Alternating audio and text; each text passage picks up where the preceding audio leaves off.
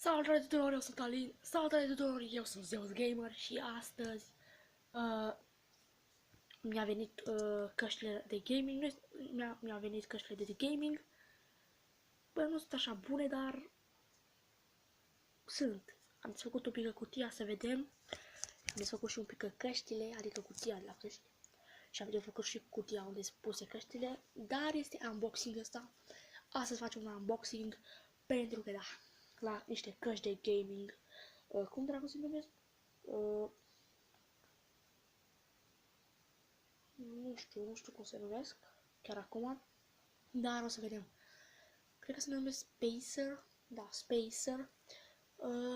Revenim când o să punem nova camera și o să filmăm. Da, hai să facem cutia. Asta este, asta.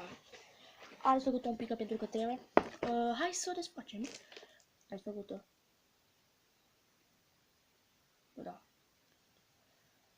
Și ați făcut și asta. Faci un pic. Să vedem cum arată. Pac. Uitați, nu aveți voie să vedeți. Deci, căștile astea se numesc Spacer.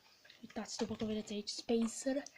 Nu știu dacă focusează, dar sunt căști Spacer. Dacă vedeți acolo, nu știu dacă focusează. Uitați. Nu știu dacă focusează, dar sunt Spacer. Uitați, și aici scrie. Așa că se vede, dar sunt Spacer, băieții.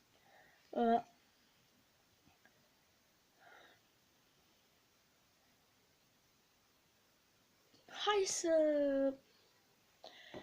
desfacem, hai să vedem cum sunt căștile astea. Deci, momentan, așa arată căștile de gaming a mele. Nu sunt așa faine, dar nu. Hai să, desfacem asta. Nu sunt chiar așa de faine, dar na. Acum nu ascultăm muzică cu ele pentru că și uitați, are și microfon. Are și microfon. Are și microfon, băieții. Ai, mamă. Mamă, acum pune microfonul și ne simțim ca ne simțim. Bă, stai să nu rup microfonul, ești nebun.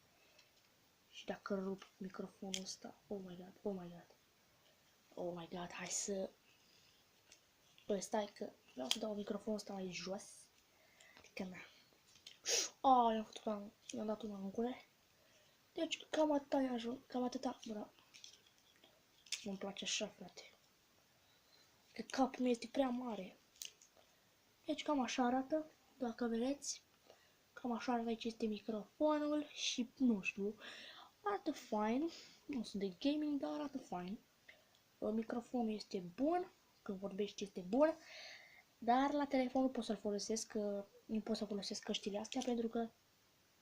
Da. Da, Spacer. Nu știu dacă focusează acum.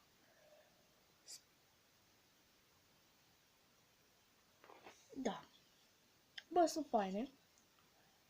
30 de lei. Da, sunt faine. Așa.